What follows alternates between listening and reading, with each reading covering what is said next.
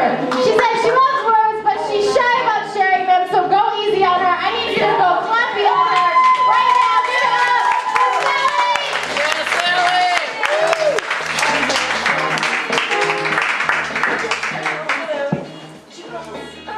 Yeah, I'm not familiar with mics, so let me know if I'm too soft, too loud, or too close, whatever.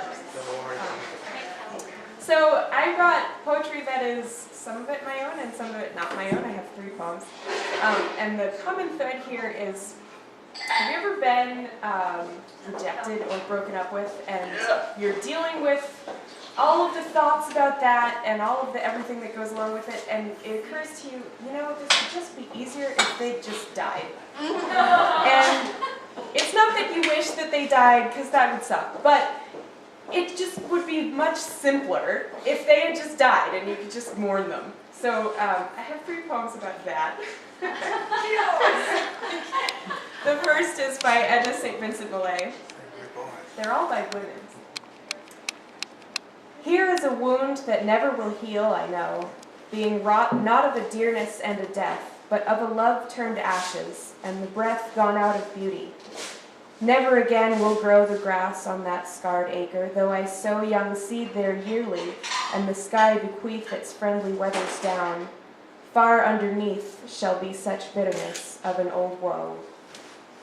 That April should be shattered by a gust, that August should be leveled by a rain, I can endure, and that the lifted dust of man should settle to the earth again.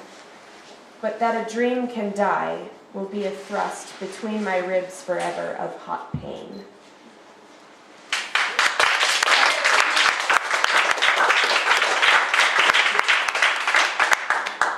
And the second is by Louise Gluck. It's called The Fire. Had you died when we were together, I would have wanted nothing of you. Now I think of you as dead. It is better. Often in the cool early evenings of the spring, when with the first leaves all that is deadly enters the world, I build a fire for us of pine and apple wood. Repeatedly the flames flare and diminish as the night comes on in which we see one another so clearly. And in the days we are contented as formerly in the long grass, in the wood's green doors and shadows. And you never say, leave me, since the dead do not like being alone.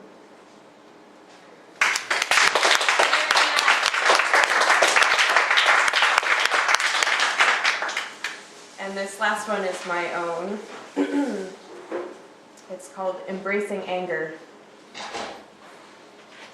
You are dead to me, and now I'll have to go about disposing of your body. First your skin. The acid of my tears ought to do for burning it away. I can't even laugh at your young baldness as I take a lighter to your thin curls, the biting scent of smoking hair filling my lungs.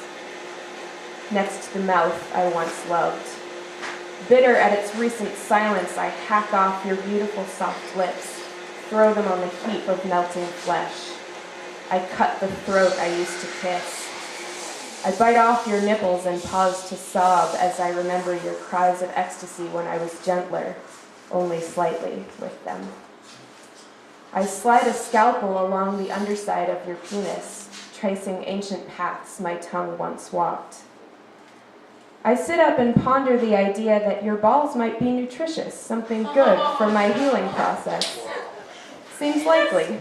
I chew and swallow them thoughtfully. Your hands I kick viciously away, not wanting to touch them, even one last time. Now, for your eyes, the window to your soul. You must have kept them tightly shut. I open them now and find them milky white, blind.